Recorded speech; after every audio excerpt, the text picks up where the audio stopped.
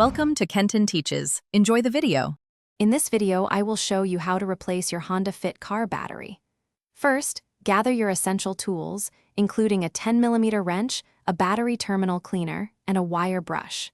Safety is paramount, so always wear protective gloves and eye protection. Before you begin, make sure your car is completely off and the parking brake is firmly engaged for your safety. Now, let's disconnect the old battery. Always start by locating the negative terminal, which is usually marked with a minus sign and has a black cable. Use your 10mm wrench to loosen the nut, then carefully remove the cable. Next, move to the positive terminal, marked with a plus sign and a red cable, and disconnect it in the same way. This order prevents electrical shorts. With the old battery removed, it's time to install the new one. First, clean the battery tray and the terminal clamps thoroughly with a wire brush to ensure good contact. Carefully place the new battery into the tray, making sure it sits securely.